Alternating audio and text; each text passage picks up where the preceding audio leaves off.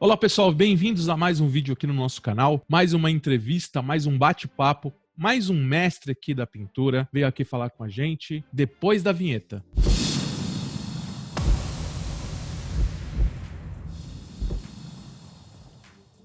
Bom pessoal, estamos aqui com Álvaro Lima. Muito obrigado pela sua presença, por aceitar o nosso convite. É um prazer tê-lo aqui com a gente. O prazer é todo meu. Eu que agradeço o convite. Espero poder contribuir com a minha obra aí para a cultura brasileira e estamos aí, estamos juntos. Bom, vamos lá. Álvaro, começando aqui no nosso bate-papo, conta um pouquinho, com quantos anos você começou no mundo da arte aí, fazendo essas obras maravilhosas? Ô Jaime, a arte, desde criança que eu sempre gostei de manusear coisas, sabe? Eu era criança, eu fazia uns tipos de trabalhos tridimensional, são quadros feitos com pregos, linhas, você fazia barcos, fazia santos, sabe? Sei. E dava de presente para minha família, porque ninguém comprava, né? Aquilo lá. Começa com a família, Mas né? isso ainda tem, eu acho que tem alguma coisa, se procurar, ainda acha na história, ainda tem alguma coisa para a família. Mas eu sempre gostei de mexer com arte. Aí depois eu fui crescendo e queria ser cantor, né? Queria ser músico. Ah, é? E tem até o nosso amigo lá, o Monteiro, né? Que é músico, né? Hoje também, né? Eu acho que o artista, ele busca não só uma coisa, só uma direção, né? Ele tem vários segmentos, né? Ele quer mexer com coisas diferentes e tá na alma a arte, né? Você tá com quantos anos agora? 58. 58. Ah, mas você não chegou nem... na época dos videokê da vida aí, você já era artista plástico, não queria mais saber disso, né? Não entendi a pergunta. Na época dos videokês aí, dos karaokês, você já não queria mais ser cantor, né? Então, eu estava começando também na pintura, né? Eu já mexia com artes, mas era outro, como eu te falei, era outros temas, né? Era tridimensional. E aí depois em 85, 86, por aí, eu fui ser metalúrgico. Trabalhei um tempo como metalúrgico, né? E são tentativas, né? Porque no início a arte é muito difícil, principalmente aqui no Brasil. Você sofre bastante, né? E eu precisava ganhar dinheiro também, precisava de dinheiro. Eu era jovem também, sou jovem ainda, mas era molecão na época e precisa de dinheiro, né? Então eu fui trabalhar de metalúrgico. Mas aí não é minha área, sabe? Eu percebi que não é realmente minha área. Eu não gostava do lugar, não gostava do chefe, não gostava dos horários. Sei como é. Acredito que o chefe também não ia muito com a minha cara.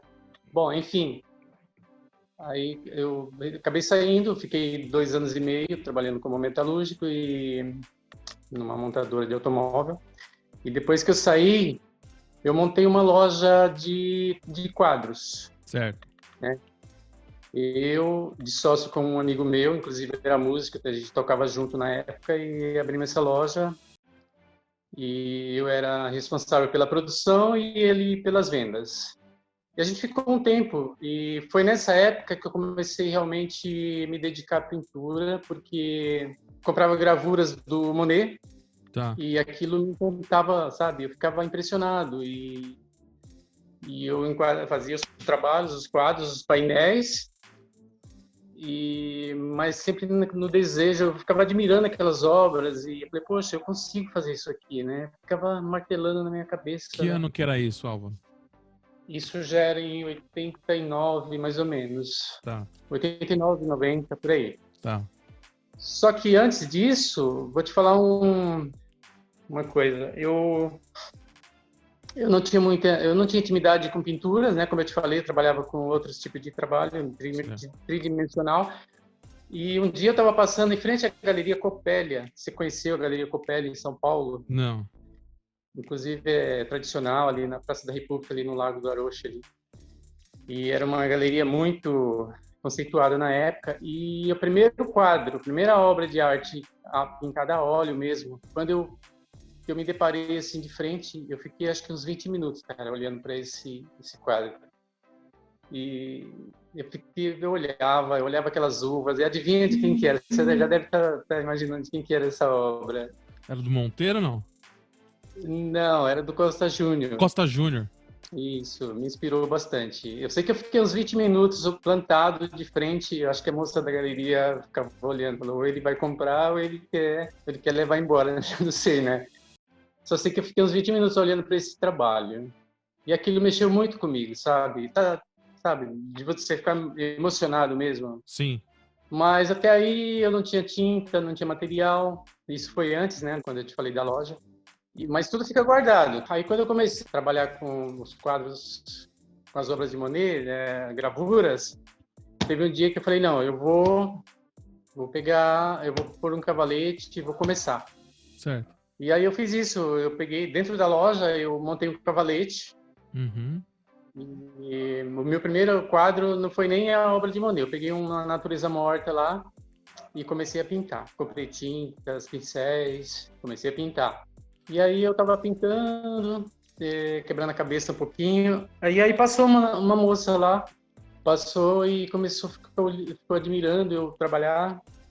Aí ela começou a conversar. Ela pegou e falou, escuta, você está começando agora? Eu falei, meu primeiro trabalho. Eu falei. Ela falou assim, não, o primeiro está muito bom, né? Aí, por incrível que pareça, o esposo dela era pintor. Aí ela falou muitas coisas boas da pintura, sobre a arte, falou do marido dela, falou, olha, a gente vive muito bem, e se você gosta realmente, se você acredita, vai em frente. Ela me incentivou bastante. Aquilo lá ficou guardado na minha cabeça até hoje. E eu continuei fazendo, mas não tinha estudado ainda. E aí eu comecei a fazer um curso aqui na prefeitura de São Bernardo, na época, bem acadêmico. Depois eu fiz um curso de desenho também com o professor Zanino. E aí eu conheci o Moro, um grande amigo meu hoje, um irmãozão mesmo, meu parceiro. E na época eu admirava muito o trabalho dele, o Moro já era famoso na época, e aí eu falei, não, eu preciso pegar amizade com esse pintor aí. Pintando, e ele pintava as obras dele, eu pintava as minhas, e um dia eu fui para Ouro Preto. Peguei a mochila, coloquei nas costas, sozinho fui para Ouro Preto. E aí eu tirei bastante foto, na época não tinha essa coisa de internet, de estar tudo pronto, né? Porque tem aquelas máquinas enormes que parecia jornalista, repórter. Eu tive uma Zenith também. Eu sei que eu tirei bastante material, colhi bastante material. Aí quando eu cheguei, eu revelei, você revelava as fotos, ficava com aquele negativo do filme, tudo. Aí eu cheguei no Moro e falei, ô Moro, eu fui para Ouro Preto, tirei bastante fotos, se você quiser os negativos para você revelar. Uhum. Eu já revelei para mim, se você quiser, você pode ficar. Dei para ele, ele revelou. Aí depois de uns dias, uma semana mais ou menos, ele me chamou, falou, ó, vem aqui. Aí cara, foi uma atitude assim que eu falei, meu, esse cara é muito legal, né? Ninguém faz isso. Jaime, ele pegou uma caixa de material dele, exclusivo dele trabalhar, sabe? Já fazia muito tempo que ele usava aquilo, tudo. Ele pegou, ó, pode revelar para você também isso aqui. Eu achei um gesto muito nobre da parte dele.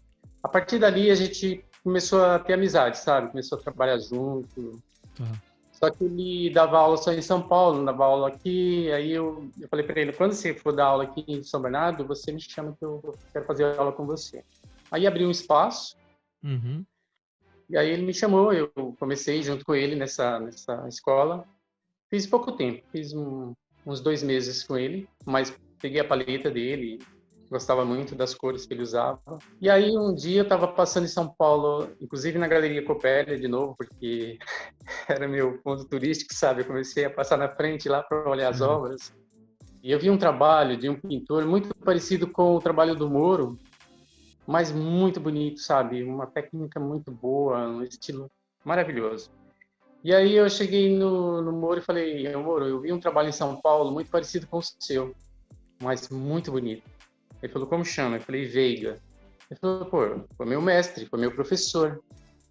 Eu falei, caramba. Eu falei, escuta, tem como fazer aula com ele? Ele falou, olha, não sei se ele está dando aula, mas ele mora em Santos. Eu não sei exatamente o endereço, mas eu posso te falar, fazer um mapinha como você chegar lá na casa dele. Certo. Eu falei, então me passa. Aí ele me passou, fez um mapa, Uhum. e eu fui para Santos e conheci o Veiga. E aí, para minha sorte, ele estava dando aula numa galeria lá em Santos. E aí eu fiz aula com o Veiga um tempo. Foi aí que eu comecei a me tornar mais profissional. Entendi. E aí eu já estava dominando a técnica e abri uma agência do Banco do Brasil aqui em São Bernardo, no bairro que eu morava. Tá. Eu tinha já bastante trabalho, eu pintava na escola, na aula, pintava em casa, já tinha uma produção já significativa. E aí eu fui lá no gerente do banco, eu falei, olha, eu sou artista plástico, sabe, tudo já Certo. começando aquela integração, né? Estava me apresentando já como artista plástico, né? Eu falei, olha, eu gostaria de fazer uma exposição, vai abrir o banco aqui. Eu sei que o Banco do Brasil, ele incentiva a Incentiva. cultura, né? Aí ele abriu espaço para mim. Eu fui o primeiro a fazer a exposição lá na inauguração do banco. Tinha bastante quadros pequenos, eu lembro na época, mas deu para encher a agência. E aí o Goro foi visitar essa exposição e ele fez um elogio, cara, e ficou surpreso comigo. Falou: poxa, Álvaro, você tem futuro realmente. Seu trabalho desenvolveu muito, está muito bom e vai em frente que você tem futuro. E por incrível que pareça também, eu vendi todos os quadros dessa exposição. Não sobrou uma tela, cara. Foi uma coisa incrível. Eu já tinha vendido a metade, mais ou menos, e o gerente me chamou e falou: olha, tem um médico aí, ele quer fazer uma proposta, ele tem hotéis para o Nordeste, e ele quer fazer uma proposta para você para arrematar esse restante para pôr nos hotéis. Falei, tá bom, me passa o endereço. Eu fui lá no consultório dele, hoje é um grande amigo meu, o Dr. Prado. E aí ele comprou o restante. Eu vendi tudo. Aí eu comecei a me animar. Eu falei, poxa, é por aqui o caminho. Aí a E música aí? foi ficando de lado.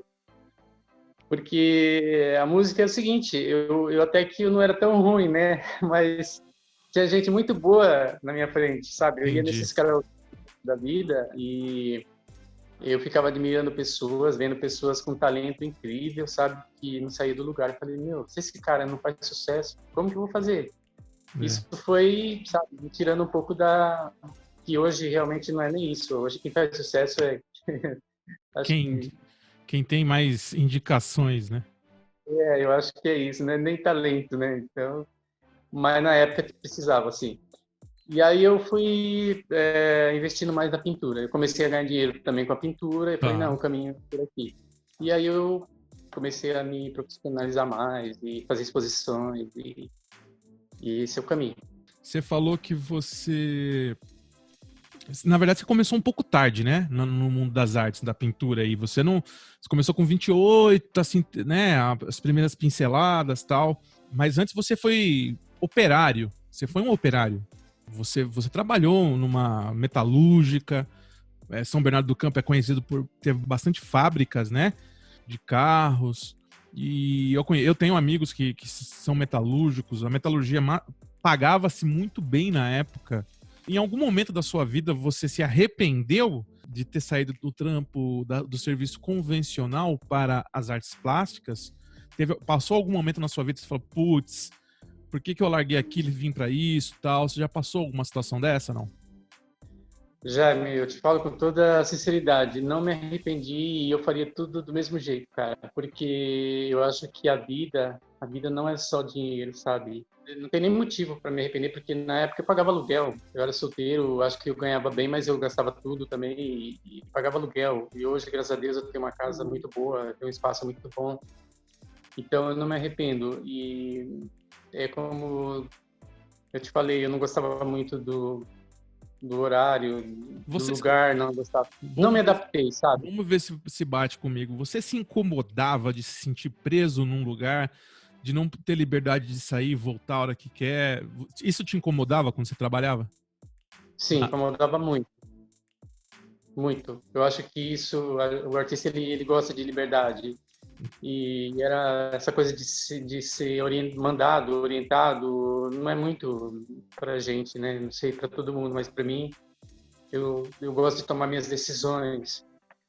Então, não era realmente eu não me arrependo. Eu faria tudo de novo. Também porque eu não sei se eu tivesse continuado lá, sabe, é como você tá num lugar com a cabeça em outro lugar, sabe? Sim. Você não tá, você tá fazendo as coisas ali, você sabe que é provisório, você tá fazendo algo ali sabendo que você não quer ficar ali. Então, minha cabeça não estava lá. Quando eu saía de lá, eu pegava minhas coisas de artes, começava a trabalhar e aí dava hora de voltar. Você tem que largar para ir, sabe? Não, não é. Então, assim, não me arrependo. Acho até que eu hoje tenho saúde, graças a Deus. Me sinto um molecão ainda, corro, vou no parque, eu acabo de pintar, vou no parque, aqui perto tem um parque muito bom para correr, eu corro. Eu acho que se eu tivesse continuado lá, talvez eu não tivesse com toda essa saúde. Eu acho que isso é mais importante.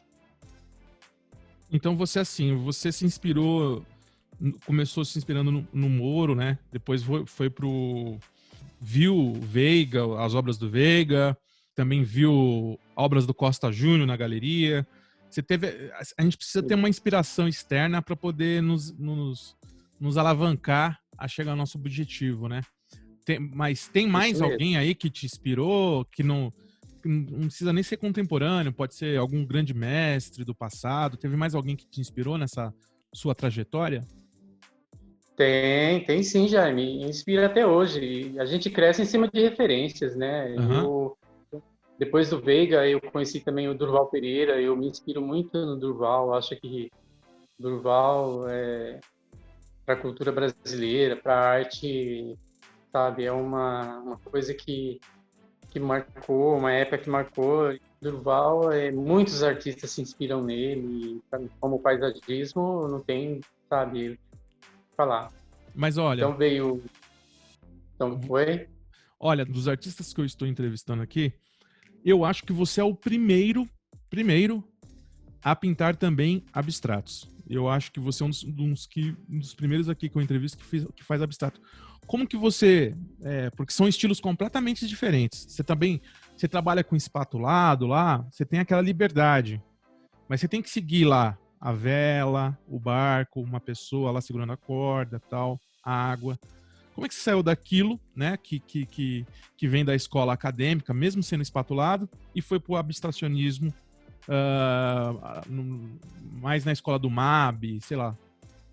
Então, Jaime, eu acho que é uma necessidade, sabe? O artista ele quer crescer, ele não quer ficar parado. E o abstrato, você sabe, né, que é um nível mais elevado. Não adianta você querer começar já com abstrato que você vai se queimar, porque muita gente acha que é fácil, mas não é. Você vai fazer, não, realmente não é fácil, porque você parte do nada, é inspiração total ali. Você tem que criatividade pura. E a paisagem você tem uma referência, né? Sim. Se torna mais fácil, né? Quando você domina as cores, os horizontes, os planos, mas você tem uma referência ali para você seguir. No abstrato não.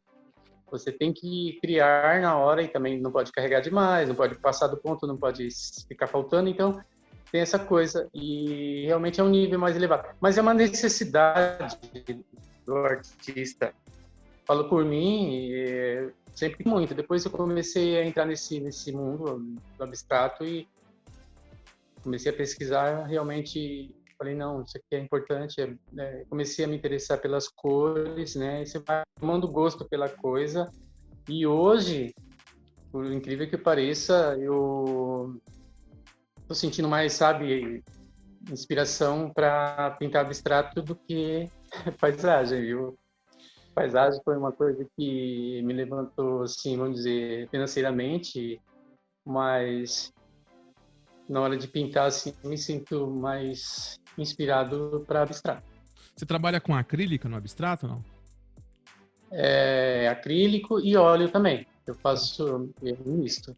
Você faz uma base acrílica e Eu depois tenho finaliza com óleo. Isso. Inclusive agora, na segunda quinzena de dezembro, tem uma exposição para fazer aqui em Santo André, num clube, e eu pretendo fazer só com abstrato. Tá. O Clube de Santander é o Aramaçã, não? Não, é o 1º de maio. 1º de maio. Eu já expus aí em Santo É, André. Já fiz uma exposição aí também. eu já fiz exposições lá, acho que umas 2 ou 3, só que de paisagem. Tá. O abstrato foi Você falou que é uma necessidade do artista de sair da zona de conforto, da mesmice, para testar novas técnicas, novos horizontes, mas o abstrato também é uma grande saída comercial? Foi uma grande saída comercial ou não? Tipo, financeiramente, hoje, na atual conjuntura, qual é o que te dá mais retorno financeiro, o abstrato ou o paisagismo? Bom, o abstrato não faz muito tempo que eu estou no mercado, né? O abstrato, eu sempre fazia alguma coisinha, mas não me sentia seguro para colocar em galerias. Tá. E, então, assim, eu considero como que me deu retorno mesmo foi hoje. Eu acho que está começando a equilibrar, Tá. né? Mas o que sempre me deu retorno foi paisagens. E um dia eu estava numa galeria lá em Embu das Artes, a galeria Aqui em Embu. Célio Costa. Isso, em Embu das Artes. E aí eu falei pro Marchand lá, o dono da galeria, né, O Célio Cota. que eu estava fazendo abstrato, e ele falou, não, então eu quero ver. Eu falei, não, faz o seguinte, eu vou pintar um abstrato e te levo aí. Certo. Levei um só, ele gostou. Aí eu lembro que ele falou assim, mas quanto ele queria comprar, o preço das paisagens. Eu falei, não, vamos fazer o seguinte, vamos fazer diferente. O abstrato eu vou deixar para você experimentar, vou deixar em consignação, né? Só que eu quero tanto. É bem mais caro, né? Acho que, se eu não me engano, acho que era o triplo do valor da paisagem. Eu falei, se você vender, tudo bem, a gente continua, começa a trabalhar. Se não, aí ele até falou assim, mas o abstrato é mais fácil do que a paisagem. Eu falei, não é. Super. Você acha que é? Mas aí, continuando, ele pegou e deixei o trabalho, né? Aí depois de se eu não me engano, acho que uns 2 meses e meio para 3 meses, esse quadro. Aí vendeu. Certo. Ele me ligou, aí falou, agora tem uma notícia boa, né? Eu negociei aquele trabalho lá, eu queria que você fizesse mais uma meia dúzia. Aí foi assim que eu comecei, né?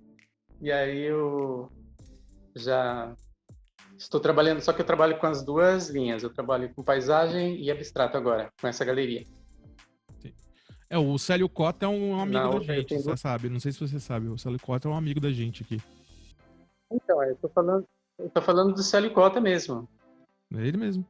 É ele mesmo que eu estou trabalhando com abstrato, né? Eu trabalho com a Sim. Galeria Fênix também, mas por enquanto só paisagem, né? Tá, Fênix, o Osmar. Mas eu sou mais amigo do Célio Cota aqui do Imbu. Legal você trabalhar aqui no Imbu. Uma pergunta aqui, já que você citou o Imbu, que é a minha cidade atualmente e é onde eu exponho.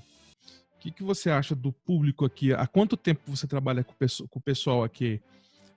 Você acha que ainda tem aquele público, grandes compradores de obra de arte? Ou aos poucos está diminuindo? O que você acha? Então, já faz muito tempo que eu trabalhei em Budas Artes. Assim que eu terminei essa exposição que eu te falei no Banco do Brasil, no início da coisa, certo. Da minha carreira, eu falei, não, eu quero entrar em Budas Artes. Aí o que eu fiz? Eu peguei 2 telas, coloquei debaixo do braço certo. e fui para Embu. Certo. E chegando lá, eu procurei a melhor galeria. Olha só que ousadia, né? Fui na Fênix, a galeria é uma das melhores lá, né? Certo. E na época era o irmão do Osmar, era Robert Val, se eu não me engano o nome dele, né? Tá. Tava com 2 obras, uma marinha e uma natureza morta, até na vertical, a natureza morta. E aí ele olhou e falou, Álvaro, natureza morta na vertical é muito difícil vender, né? Seu trabalho não tá ruim, tá bom, tá médio, bom. Ele falou assim, mas eu não vou pegar agora porque eu posso te queimar.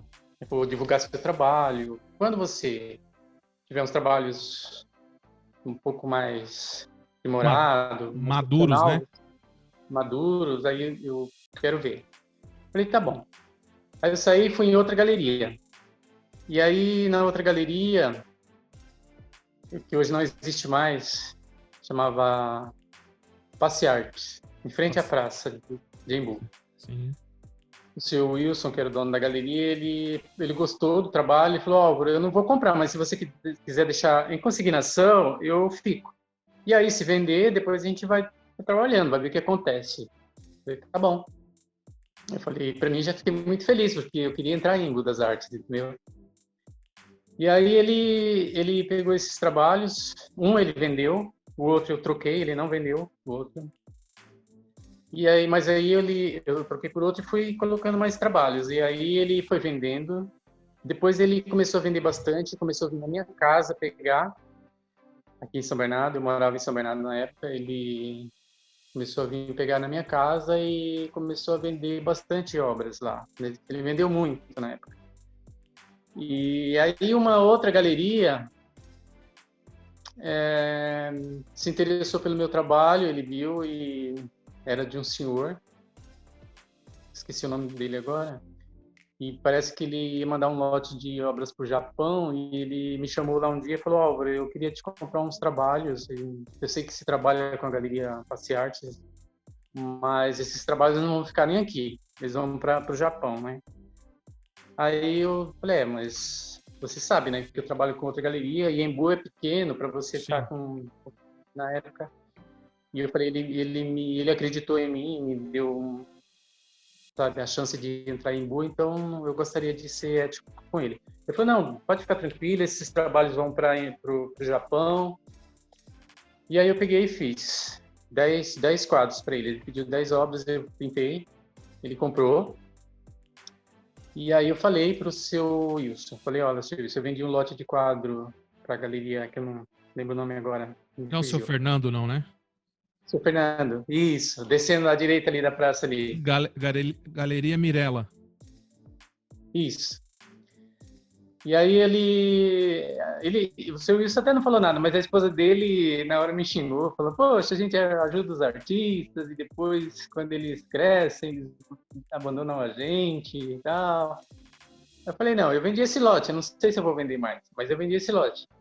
Aí o esposo dela, o seu Wilson, falou, vamos fazer o seguinte, Álvaro, daqui para frente eu te compro. Você não vende para ele e eu te compro. Eu falei, tranquilo, fechado. E aí foi assim que eu entrei em Embu. Ele começou a vir pegar na minha casa, eu comprava toda semana, cada 10 dias ele vinha na minha casa, levava bastante quadros e vendia. E aí começou a comprar, já pagava, não era mais consignado. E aí eu tava nessa época tava a Praça da República ali, a Rua Marquês de Tu, aquilo ali tava um Paraguai das Artes, não sei se você lembra dessa época. Sim. Tinha muito pintura ali, tinha muito movimento, tinha muita loja. E eu comecei a ir lá também. Falei, não, eu tô dentro, vou para lá também. E aí um dia eu tava com minhas obras lá, não na República, mas na Marquês de Tu. Nessa época tinha muito marchand, não sei se você lembra, tinha os marchands que vinham comprar quadros, encontrar com os artistas ali. E era estacionava um caminhão para comprar quadro. Isso, os marchands iam encontrar os artistas lá. E aí um dia eu estava lá, expondo até meus quadros lá, e aí o dono da galeria Fênix estava passando. E aí ele foi lá onde eu estava, né? Quando ele olhou meus quadros e falou, Álvaro, agora sim. Os seus trabalhos estão bons. Ele falou, agora eu vou te comprar. Nesse dia ele me comprou 12 telas, de uma vez só. Me comprou um lote de 12. Eu falei, poxa. E aí foi a época que eu entrei na Fênix. Aí começamos a trabalhar, tô até hoje. Mas assim, em relação àquela época para hoje, deu uma queda nas vendas, né? Não se vende mais igual se vendia antigamente, né? Porque, pelo que você falou, em 10 dias você vendia um lote. Eu acredito que hoje a quantidade é bem menor, né? Bem menor. E também, assim, você vai trabalhando com mais qualidade e não quantidade, né? Tem isso também.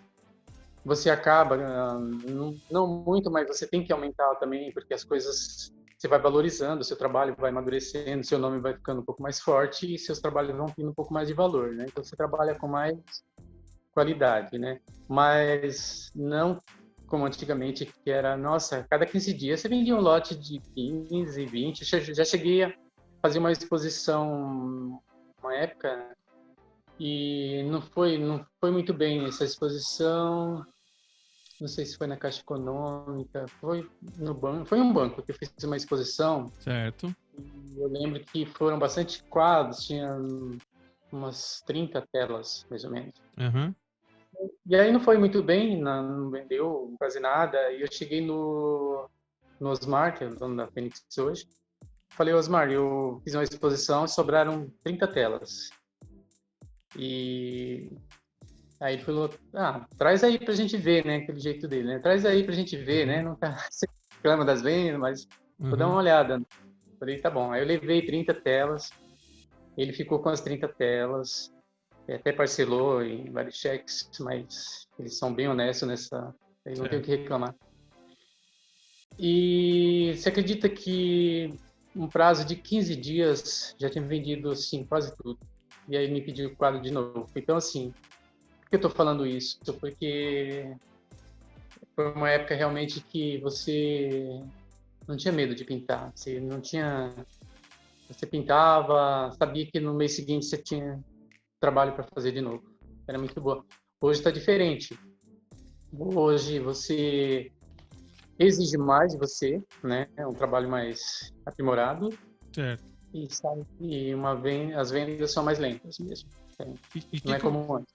O que você acha que a gente tem que encarar esse desafio aí dessa queda de vendas, da atual conjuntura aí do mercado da arte?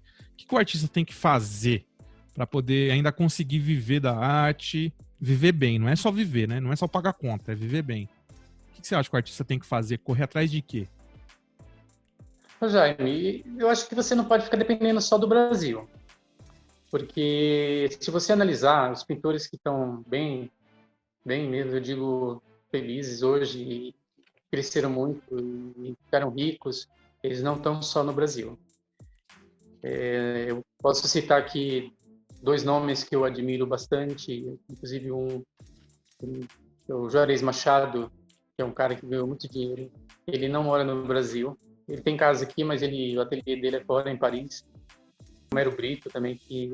Então, assim, as obras são obras. Não são diferentes das suas, são diferentes estilos, mas são obras de artes. Então, o que manda, a arte ela não pode ficar, sabe, restrita. E o artista brasileiro está muito acomodado. A gente fica muito... Essa coisa de vender bastante, que nem a gente estava comentando, isso tem um lado bom e um lado ruim. Você acaba se acomodando, sabe? Tá bom, tá bom. E nessas horas que está acontecendo agora é que você vai ter que se mexer. A internet está aí e buscar outros campos, né? O abstrato, eu já vi que já entrei nessa linha de abstrato também. Uma que eu estou gostando muito, eu me realizo, e outra que é mais uma área, um campo para você trabalhar. Você não pode ficar preso numa coisa só. Entendi. Porque se ficar esperando o passado não volta mais. Como antes, não vai acontecer de novo. Não, né? Aqueles marchands que eu falei para você que ia lá na República encontrar com a gente e procurar os artistas, esse pessoal, eles ficaram velhos, morreram e não nasceram outros. E então a cabeça do público hoje está voltada para outras coisas, mas eu acho que tecnologia. Então, assim, ainda tem campo para arte, mas você não pode ficar preso só aqui, só no Brasil, não. Deixa eu fazer uma pergunta aqui. Você citou um nome aí que sofre muito preconceito no mundo das artes, que é o Romero Brito. Queria falar um pouquinho sobre ele aí com você. Qual que é a sua opinião em relação ao trabalho dele? Porque, assim, em matéria de artista, o Romero Brito é um exemplo, né? Porque ele saiu do Nordeste, se eu não me engano, acho que ele é pernambucano, não sei, precisava ver. Isso, pernambucano. Foi para os Estados Unidos, se fez, ficou milionário, ele não ficou rico, ele ficou milionário. Isso despertou uma ira na sociedade, na comunidade artística, uma ira muito grande. Como se o artista para ser artista, tivesse que passar fome, não sei. Parece que na cabeça dessas pessoas o artista tem que ser aquele cara que só sofre. Que tem que ter sofrimento nas obras, tem que ter sofrimento, tem que ser um cara que vende o almoço para pagar a janta.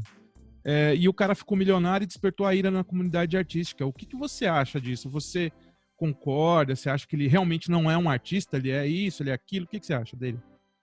Não, Jaime, pelo contrário, eu admiro. Eu acho que ele é muito criativo. E o artista, ele é muito de ficar... ficou uma coisa muito carimbada, sabe? Aquela época dos impressionistas, do sofrimento, que nem você falou, né? Essa coisa de...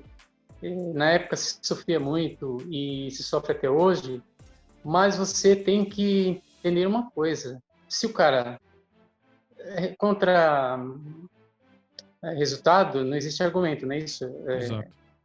Eu acho que ele tem resultado, a pintura dele... Eu não tenho obras na minha casa, eu acho até que eu não compraria assim eu vou comprar essa obra do Romero Brito para decorar minha casa porque eu gosto, ou então eu vou comprar porque é um nome forte, ou porque eu quero dizer que eu tenho uma obra de Romero Brito. Não. Eu prefiro, eu compraria entre um Durval Pereira e Romero Brito, eu compraria um Durval Pereira. Certo. Mas eu tenho que reconhecer que o cara é bom. Ele é bom. Eu fui na galeria dele, aqui na São Paulo, nos Jardins, uma galeria, sabe? E outra coisa, quando o artista, ele, que nem você falou, ele partiu do nada, ele não tinha, acho que nem tela para pintar na época, pintava em papel, papelão, ele falou que ele deu uma, não vou chamar de sorte porque ele buscou isso, mas ele foi até, teve a oportunidade de conhecer estrelas, gente da mídia que gostou do trabalho dele, e isso fez ele crescer também muito. Só que, como eu te falei, se você não tem talento, você não se sustenta. E se ele está até hoje, é porque ele tem talento. A gente tem que reconhecer isso, né? Agora, tem muita gente que nem você falou, critica ou teve uma ira. O trabalho dele, sim, é obra de arte, tem arte ali, porque a arte não é uma coisa só. A academia te dá, depois que você se torna profissional, você tem que entender que você tem que ter liberdade de criar, senão você fica seguindo uma linha só. E ele criou, ele fez um trabalho puxando para o pop, e isso é muito bom, agradou os jovens também. Então eu admiro, eu não critico, eu admiro todo mundo que tem talento. Eu não gosto muito de criticar, porque a crítica, eu acho que ela só é boa quando ela é uma crítica construtiva para você crescer, mas ele cresceu muito já, então assim, eu não critico não, cara, eu elogio. Então, eu gosto mais do trabalho do Juarez Machado do que do dele, porque mexe com a minha emoção do Juarez Machado, sabe, Na verdade, assim, né? Você pode até não gostar da obra da pessoa, mas você respeita e entende que aquilo é arte. Você não vai criticar só por criticar para entrar numa onda de crítica, só porque o cara ficou milionário e conseguiu ter um grande sucesso com aquilo, né? Não tem lógica, né? Você tem que criticar, como você falou, embasado em especificações técnicas, ou se a pessoa é um charlatão, ele na verdade ele não pinta, ele faz sei lá, ele faz uma plotagem, um canvas em cima de alguma coisa, pincela por cima e assina, mas ele não sabe nem desenhar. Então, assim, tem o que criticar, mas nesse caso é uma crítica mais de ego, né? As pessoas criticam mais um pouquinho pode até não gostar da obra dele, mas critica mais a ascensão que ele teve do que a obra dele em si, né? Eu acredito que seja isso. É que a obra dele atingiu um público diferente, né? Ele partiu para essa coisa de indústria também, sabe? E foi um caminho diferente, e por isso que ele cresceu tanto. Até numa entrevista que ele deu uma vez no João Dória, na época que o João Dória era apresentador, certo. Ele falou que ele chegava ele teve uma época que ele ficava assustado com as pessoas que chegavam, que pessoas faziam tatuagem no trabalho dele, no corpo. E então ele ficou assustado com aquilo. Mas foi um caminho diferente, cresceu, a indústria aderiu isso daí, agradou o público mesmo. Não tem o que criticar. Eu acho que as pessoas vão criticar, fica perdendo tempo. Tem mais é que trabalhar, cada um no seu caminho, mas procurar criar, buscar coisas novas, para não ficar numa coisa só. E se está dando certo, mas quem estudar nunca, né? É isso. Você dá aula, Álvaro? Eu dou aula, Jaime, eu dou aula há muito tempo. Eu comecei, sabe, quando eu comecei a vender, eu comecei a dar aula também. Até na época eu estava inseguro, mas uma pessoa me conheceu, você deve até conhecer, era uma galeria que chamava ID Freitas, lá de Jundiaí. A ID, A ela tinha ID, uma galeria. conheço a ID. E a ID, ela me conheceu na época, eu não dava aula. E Uhum. eu sei que ela veio na minha casa e, nossa, eu era solteiro, morava numa casinha pequena e eu lembro que o meu cavalete ficava na cozinha. Uhum. E aí ficava as obras debaixo do cavalete, assim, na parede, no pé da parede, assim, no chão. E aí ela veio na minha casa nesse dia, saiu pegando tudo que tinha ali, sabe? Ela comprou tudo que tinha pintado ali, quadros pequenos. Aí ela gostou muito do meu trabalho e uns dias ela me ligou e falou: Álvaro, eu quero que você venha dar aula na minha galeria. Aí eu falei: Oi, mas eu não dou aula ainda, eu só pinto, não tenho experiência. Ela falou: não, faz o seguinte, você começa aqui, e isso era mais ou menos em julho, meio do ano. Ela falou: até dezembro, independente de ter aluno ou não, eu te banco, eu te pago um valor. E eu morava aqui em São Bernardo e ia para Jundiaí uma vez por semana. E aí foi onde eu comecei. Eu comecei a dar aula lá e aí realmente até o final do ano foi crescendo, as pessoas foram entrando na escola de pouquinho. Quando chegou em dezembro tinha uma turma de 10 pessoas, 10, 11 pessoas mais ou menos. E aí Jundiaí me abraçou, sabe? Eu tô até hoje lá, hoje eu dou aula num condomínio lá que chama Currupira, no ateliê de uma amiga, pintora também, grande amiga e pintora, que é a Lígia. Ela, antes disso, eu dei aula também na Silvana, no ateliê da Silvana. Depois a Jane Diniz, ela abriu uma escola, ela fazia aula comigo na Jane. Uhum. E aí eu dava aula para uma professora da Jane, que era a Marli Demarcos. E aí a Jane Diniz, ela viu umas obras minhas na casa da professora dela, se apaixonou, ligou para mim e falou: Álvaro, eu quero fazer aula com você. Num período que eu não estava dando aula mais em Jundiaí, eu estava dando aula, tinha mudado para São Paulo, tinha inaugurado a Art Place aqui, estava dando aula na Art Place. E a ID já tinha fechado essa galeria e estava só no shopping. Só que a galeria do shopping era pequena, não dava para ter aula lá. Uhum. E aí eu falei para a Jane, eu ia na Silvana, mas eu ia fazer workshop. Eu ia uma vez no mês, uma vez por mês. E ela veio fazer aula em São Paulo comigo, a Jane. E aí ela abriu uma escola em Jundiaí e falou: eu vou abrir uma escola em Jundiaí, uma galeria, e eu quero que você vá dar aula lá. Eu falei: tá bom. Inclusive, era uma escola muito grande, muito bonita, sabe? Um espaço muito bom. E ela falou: você pode me apresentar mais alguém, amigo seu, que possa dar aula? E aí eu fui apresentando para ela outros amigos, outros pintores, né? Ela queria pintor de figura, aí eu apresentei o Paco Sanches. Depois o Monteiro Press, eu não lembro se foi eu que citei o nome dele, ou ela já conhecia, só sei que o Monteiro também foi dar aula lá. E cada dia tinha um pintor dando aula. Chico Souza também. Só o Moro que não deu aula lá nessa época. Todo dia tinha um pintor que dava aula, ficou um tempo essa galeria. Depois ela teve alguns problemas, ela tinha cartório e depois acho que teve que vender, porque teve aquela coisa de concurso e as filhas não quiseram pegar o cartório dela. Sei que ela acabou fechando a galeria. Sim. E aí a Lígia, que é onde eu dou aula hoje, ela fazia aula lá. Ela falou: Álvaro, se você quiser ir no meu ateliê lá no condomínio, a gente continua lá. E eu tô lá até hoje, eu vou uma vez por mês. Aí eu fico o dia inteiro. Tá. Tem uma turminha lá tudo já pintor, já, sabe, pintoras antigas, pintores já profissionais. Tá. Né? Tem uma que vem do Rio de Janeiro fazer aula. E, Tem a Marisa Solimões lá e de online? Vinhedo. Você já entrou nessa onda de aula online, não? Não, Jaime, online ainda não. Nós tivemos aquela reunião lá com a Nurdinha, né, para ver se seguia essa coisa de dar aula na internet, online. Mas eu acabei não entrando ainda.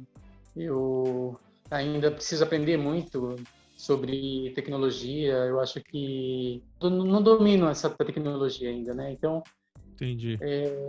essa coisa de dar aula como eu sempre tradicional, como eu sempre fiz, me acomodou um pouco, né? Tô até hoje lá e Por falar em dominar, o que na pintura você não domina ainda? Você tem grande dificuldade ou não? Você consegue fazer tudo?